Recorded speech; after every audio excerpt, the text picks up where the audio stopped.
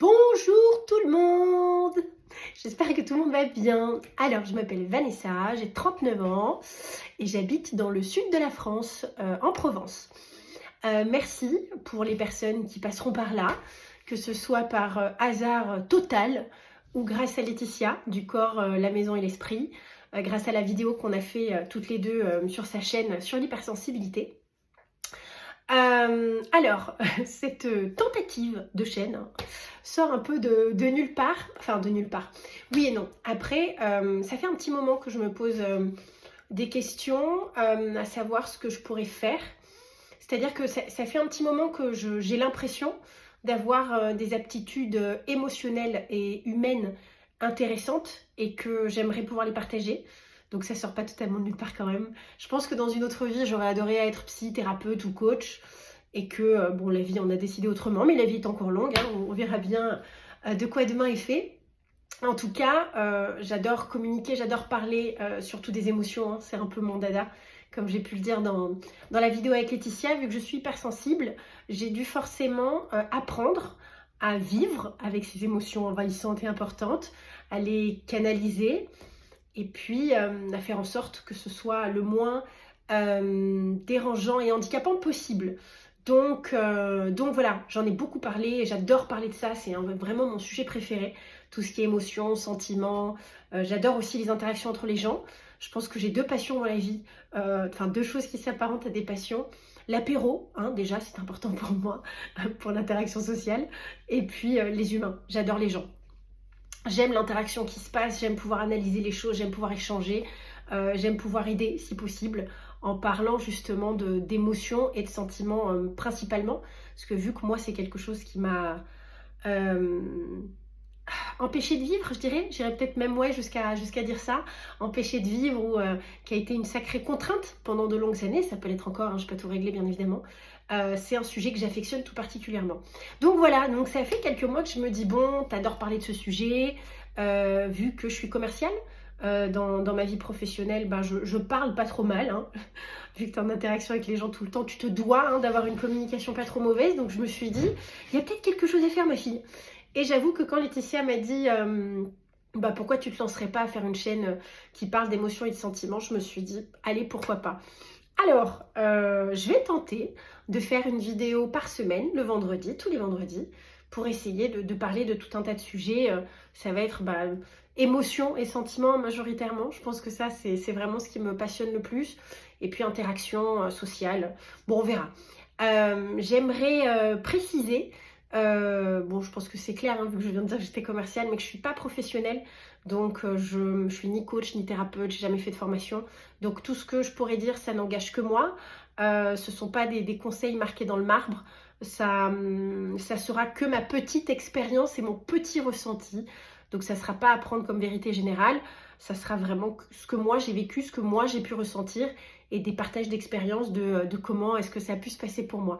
Donc voilà, ça sera à prendre avec des pincettes et des guillemets parce que chaque personne est différente. Ce qui a été valable pour moi ne le sera pas pour une autre personne. Donc voilà, j'aimerais en tout cas créer un lieu ou un partage d'expériences où on puisse échanger, débattre, peut-être répondre à des questions, peut-être conforter ou réconforter certaines personnes si elles en ont besoin. Ça, c'est quelque chose que j'aimerais beaucoup. Comme ça me permettra d'être un pseudo, une pseudo-aide. Je pense que ça peut être intéressant, donc on verra si jamais ça intéresse ou pas les gens. Donc une vidéo par semaine, le vendredi.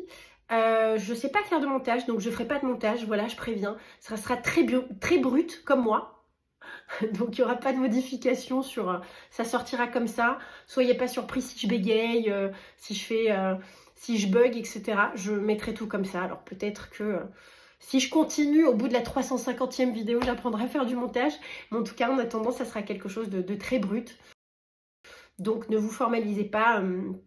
Pour la forme, voilà, si les gens qui ont aimé la vidéo sur YouTube, sur le corps, la maison et l'esprit, sur l'hypersensibilité, si vous avez au fur et à mesure des questions, il ne faut pas hésiter à m'écrire, j'adore parler, j'adore parler de ça aussi, ou même d'autres choses, donc n'hésitez pas si vous avez des questions, si vous avez envie d'échanger, je le ferai avec grand plaisir. Si vous avez des idées de vidéos, des envies de sujets que vous aimeriez que je traite, que je donne mon avis, quoi, avec grand plaisir. Je pense que ça peut après peut-être dans les commentaires ouvrir au débat, ou ouvrir à la conversation, à la communication.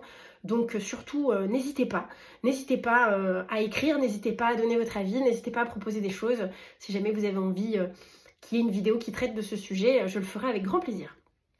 Alors, aujourd'hui, du coup, dans cette première vidéo, j'aimerais parler de l'hypersensibilité, de mon hypersensibilité. Donc encore une fois, ça n'engage que moi. Alors, comme j'ai pu, ça va faire un peu doublon avec la vidéo de Laetitia, désolée, mais il faut bien commencer quelque part, donc je pense que ça serait bien que je commence par là. Mon hypersensibilité, alors comme je l'ai dit, c'est à partir de la vingtaine que j'ai commencé à me poser des questions. Je pense qu'avant, j'ai pas vraiment de souvenirs de mon enfance, etc. Donc, je pourrais pas vraiment dire comment ça s'est passé. En tout cas, à partir de la vingtaine, j'ai vraiment constaté qu'il y avait une grande différence entre mon ressenti et le ressenti des autres. On pouvait déjà à l'époque pas mal me dire que j'étais très sensible, que je donnais beaucoup d'importance à des choses qui n'en avaient pas, que je faisais toujours un peu des dramas pour rien, que j'avais une sensibilité exacerbée. Et j'ai un peu grandi là-dedans, et que ce soit ma famille qui pouvait me renvoyer ça, ou mes proches, parce que forcément j'étais différente, donc ça détonnait un petit peu du paysage classique. Et je me suis jamais trop posé de questions, parce que du coup, enfin, trop posé de questions. Je pense que j'ai très vite statué sur le fait que j'étais une grosse relou, voilà, que je faisais toujours chier pour rien, que j'étais toujours trop sensible, que je faisais toujours des dramas pour rien. C'était des choses qui pouvaient vraiment, à l'intérieur, c'était physiquement très compliqué. Et je voyais bien que ça me rendait folle, certaines choses. J'ai pas d'exemple bien précis en tête, mais enfin, tout un tas de choses, en tout cas, qui concernent les émotions. Et vu que le constat des autres, c'était que j'étais un peu farfelue et que j'en faisais des caisses, du coup, je me suis juste dit que j'étais une meuf qui en faisait des caisses. Donc, je me suis pas posé plus de questions. Et de ma vingtaine à ma trentaine, il y a eu vraiment des moments assez difficiles, et je voyais bien que les gens avaient beaucoup de mal à l'accepter, et que j'étais beaucoup montrée du doigt par rapport à ça. Je pleurais beaucoup, je m'exprimais beaucoup, j'avais vraiment besoin de parler, de communiquer sur ce que je ressentais, etc. Sinon vraiment ça restait à l'intérieur, et c'était assez compliqué. Et je me suis rendu compte que je me fermais de plus en plus, parce que au bout d'un moment il y en a marre en fait de s'entendre dire qu'on est chelou, de s'entendre dire oh là là ça va, tu devrais pas t'intéresser à ça. J'avais une sensibilité exacerbée en fait, donc je pouvais m'intéresser à plein de choses, je pouvais avoir un côté très plein d'énergie, et donc du coup c'était beaucoup condamné, beaucoup critiqué. Et c'est vraiment à la trentaine, après de longues années comme ça, que je me suis dit meuf, il y a quelque chose en fait, il y a forcément quelque chose, parce que je voyais par rapport à... J'ai fait l'analyse pendant quasiment 10 ans, et par rapport à tout un tas de situations, j'étais différente. Mes réactions étaient différentes, mes ressentis étaient différents, et donc du coup j'avais l'impression que j'avais un dérèglement hormonal, ou que j'étais folle. Je me suis dit, il doit y avoir un truc qui n'est pas connecté de la bonne façon dans mon corps, et qui génère un truc comme ça. Et je me suis dit, bon, peut-être que tu as besoin d'aller voir un psychiatre, et de prendre un traitement médicamenteux, et peut-être que là, du coup, ça réglera le problème. Je me suis dit, wouhou. Donc j'ai pris rendez-vous chez un psychiatre. On m'en a conseillé un très bien, j'habitais à Paris à l'époque. Et je suis allée voir ce psychiatre, et on a fait 2 séances, et c'était très marrant, parce que au bout de la 2e séance, le mec me dit, mais Vanessa, on est là comme 2 copains à la terrasse d'un café, vous n'avez pas besoin de moi. Et moi, j'étais dévastée, parce que j'étais persuadée qu'il allait m'apporter la réponse qui allait changer ma vie. Et donc, je lui dis, non, non, docteur, j'ai besoin de médicaments, j'ai besoin de médicaments. Et il m'a dit, mais pas du tout, vous n'avez pas du tout besoin de médicaments. Et donc, il m'a conseillé, dans le même cabinet, il y avait une comportementaliste, il m'a conseillé d'aller la voir. Il m'a dit, elle pourra sûrement vous aider pour canaliser vos émotions. Mais le terme hypersensibilité n'avait pas été évoqué à ce moment-là, donc je prends rendez-vous avec la psychanalyse. Désolée pour le doublon, pour ceux qui ont regardé la chaîne sur le compte de Laetitia. Mais je pense que c'est important de le repréciser.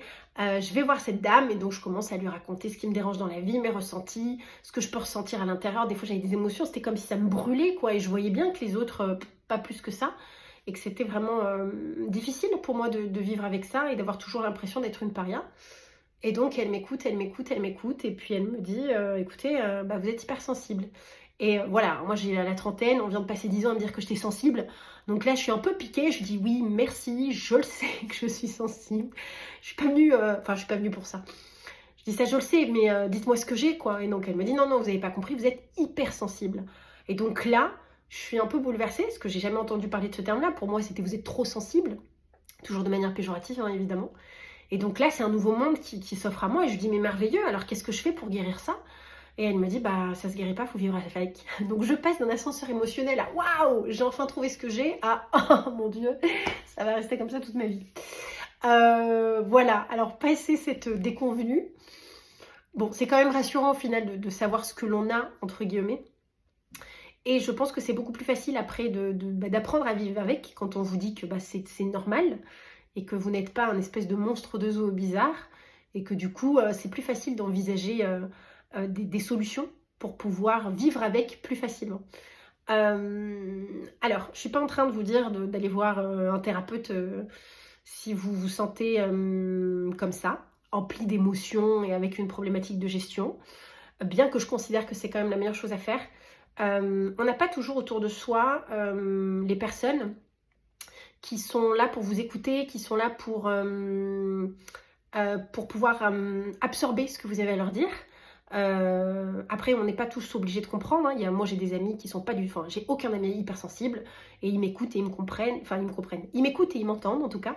Comprendre, après, c'est pas forcément toujours évident, mais au moins, ils essayent d'écouter, ce qui est déjà beaucoup. Et on n'a pas tous la chance d'avoir ce genre de personnalité autour de nous.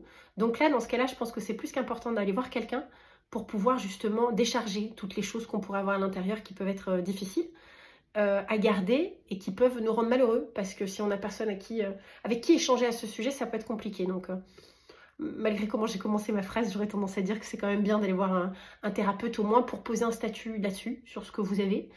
Est-ce que c'est de l'hypersensibilité? Est-ce que c'est autre chose?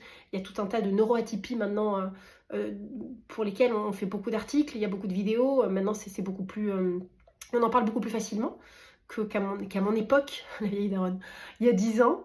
Donc là, il y a quand même beaucoup plus d'informations aujourd'hui.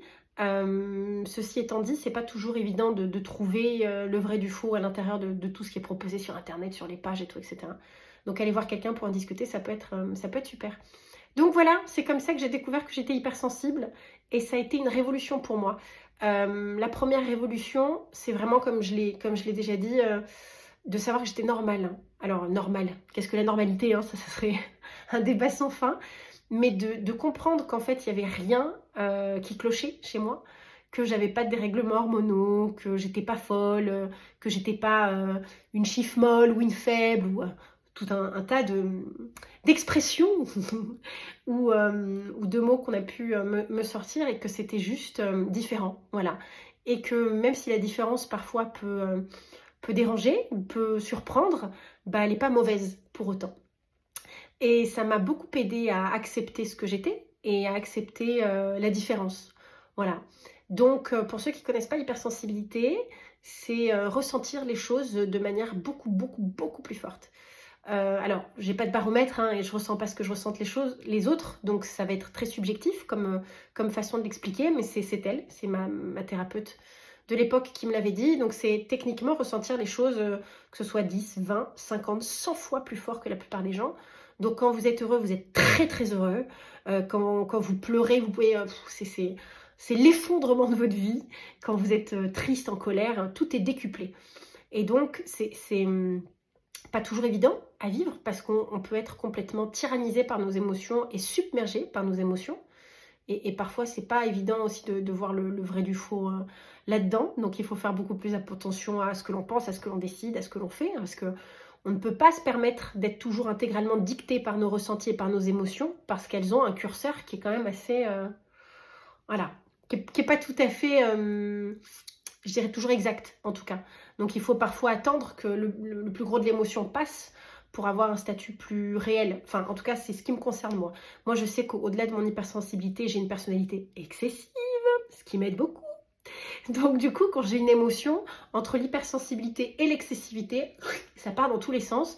Donc, il ne faut pas que, par exemple, je décide d'aller vivre au fin fond de la Bolivie, là, comme ça, en un éclair de temps, de dire « Ah, il y en a marre de ce travail, il y en a marre de cette vie, boum, allez, je prends un billet, je pars vivre en Bolivie. » Alors, des fois, ça peut être super, mais je sais que moi, il faut que j'attende que l'émotion se tasse avant de me dire « Ok, la Bolivie, très bien, mais bon, je pense que vous avez compris ce que je veux dire. » Donc, il est important de laisser attendre que ça redescende tranquillement pour se reposer la question de ce que l'on ressent. Est-ce que c'est réel?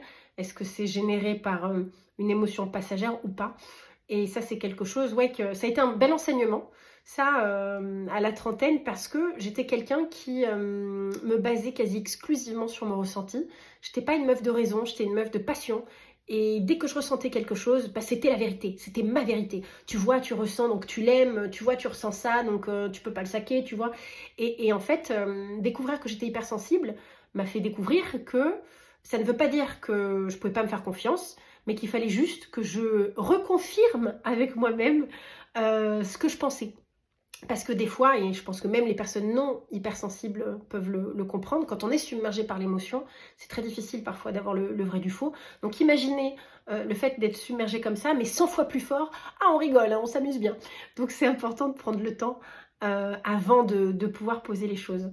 Donc ça a été le premier constat, faire un peu plus attention à mon ressenti.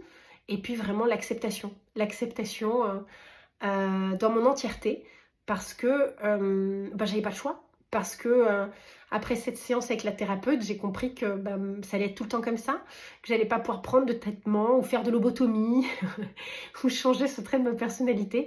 Donc je n'avais que le choix, je n'avais pas d'autre choix que d'accepter et d'apprendre à vivre avec. Et ça semble pas grand-chose, mais je vous assure que c'est quelque chose d'énorme. Parce que quand on pense qu'on a un problème, qu'on est malade ou qu'on est fou, ben on ne peut pas accepter ce que l'on a, c'est forcément quelque chose qu'il faut qu'on nous arrache. Et donc là, bon bah, je vous dis pas que le constat n'a pas été difficile, hein, de se dire oh non, je serai donc comme ça toute ma vie. Ah oui, au début, bon, hein, les premiers jours, c'était pas évident, mais après, bah, on s'y fait plus facilement parce que c'est pas une maladie, parce que c'est pas forcément négatif. Je pense que jusqu'au moment où j'ai posé un statut, je voyais ça de manière très négative, mais après, vu que j'avais pas le choix que de vivre avec, ça m'a poussée à l'acceptation et ça m'a poussée à essayer de voir les choses de manière différente. C'est-à-dire, est-ce qu'il pouvait y avoir des choses bien là-dedans, alors qu'avant c'était ce que je suis, sans avoir besoin de me poser vraiment la question en profondeur. Et là, j'ai vu qu'il y avait des choses quand même super intéressantes. Ouais, quand on est triste et quand on est submergé, c'est compliqué, mais quand on est heureux, on est très heureux. Et ça, c'est quand même super chouette. Je pense que ça m'a poussée aussi à être quelqu'un de plus optimiste, de plus souriant. Et ça, ce sont quand même des qualités humaines plutôt appréciables. Donc du coup, je sais que ça vient de ça. Si j'étais moins imbibée de ces émotions, je pense que j'aurais mis moins d'importance à les extérioriser. Alors oui, quand je suis pas contente, surtout comme je vous ai dit, je suis excessive, donc assez expressive. Mais quand je suis heureuse, ça se voit aussi, je suis très souriante, je donne beaucoup d'amour, je donne beaucoup de soutien. Et ça, ce sont quand même des qualités humaines qui sont plutôt chouettes.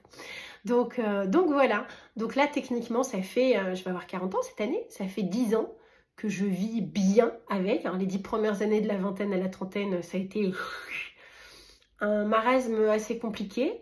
Et puis là, depuis, bah, c'est un travail de tous les jours, hein. Je pense qu'on n'arrive jamais au point où on se dit ça y est, j'ai réglé tout ce qu'il y avait à régler, je suis dans une gestion optimale de moi. Non, parce qu'on évolue tout le temps, donc forcément, l'évolution doit se faire aussi jour après jour. Mais c'est quelque chose que je gère globalement bien.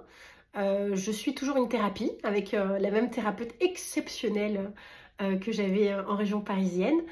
Ça m'aide beaucoup parce qu'en tant qu'hypersensible, j'ai beaucoup besoin d'extérioriser. Je pense que ça se voit, hein, je fais toujours des mimiques, je suis toujours en train de jouer 1000 personnages en même temps. Donc ça pourrait parfois être épuisant pour mes amis si j'avais besoin de leur dire à eux toujours tout ce que j'avais besoin de sortir. Donc je sais que moi personnellement, la thérapie, ça m'aide beaucoup. Je suis en thérapie une semaine sur 2 et ça me permet vraiment d'avoir quelqu'un avec qui vomir parfois ce que j'ai à vomir.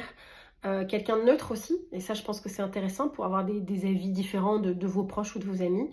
Et ça me permet de faire redescendre mon palpitant, c'est-à-dire que quand j'ai passé une semaine waouh ou une semaine bah, ça me permet justement de pouvoir en parler posément avec quelqu'un qui m'écoute. Et ça permet de le sortir. Alors je referai référence à cette phrase de Shrek qui a fait beaucoup rire Laetitia, mieux vaut dehors que dedans. Certes, hein, c'est une phrase sortie d'un dessin animé qui peut sembler ridicule, bien que je pourrais vous faire aussi beaucoup de références à Kung Fu Panda, mais ce sera pour la prochaine fois. Mieux vaut dehors que dedans, je trouve que c'est une belle phrase. Parce que moi, je sais que pendant toutes ces années où j'extériorisais pas assez, je me rendais malheureuse et je voyais bien que c'était dramatique. Je pensais à une petite histoire avant d'avoir 20 ans, là, pendant l'adolescence. J'avais tellement personne à qui parler, j'avais tellement beaucoup de mal à extérioriser mes sentiments que je pouvais me mutiler. Alors, je vous dis pas ça pour attirer l'attention, hein, je dis pas que c'était bien, mais l'effet que ça pouvait me faire à ce moment-là était bénéfique, aussi triste que ce soit de dire ça, parce que la sensation quand je me coupais était tellement forte que du coup ça me faisait penser au mal que j'avais ici sans avoir besoin de penser au mal que j'avais là. Et ça montre à quel point extérioriser les choses est importante, parce que j'imagine que si j'avais eu plus de personnes autour de moi avec qui discuter des choses qui me faisaient de la peine ou de la joie ou peu importe l'émotion que je pouvais avoir à ce moment-là, j'aurais peut-être pas eu besoin de passer par le biais de la scarification. Encore une fois, je dis pas que c'est ce qu'il faut faire, hein, mais c'est juste un constat. À ce moment-là, j'avais tellement besoin d'extérioriser que j'ai eu besoin d'extérioriser autrement. Alors pas pour que ça se voit, hein, ce que je faisais, je mettais toujours des gros bracelets pour pas que ça se voit, c'était pas pour attirer l'attention, c'était vraiment une forme d'extériorisation pour pouvoir déplacer la douleur et le mal-être. Et depuis que je parle, depuis la vingtaine, j'ai commencé, la trentaine beaucoup plus, ben ça règle pas tout, c'est certain, mais ça aide énormément. Et je pense qu'il est très important d'extérioriser beaucoup, surtout quand on est hypersensible et qu'on est handicapé par ça, parce que sinon à l'intérieur ça pourrit en fait. Je vois pas en quoi, à part si on est pudique et qu'on n'a pas besoin de parler, hein, c'est possible aussi.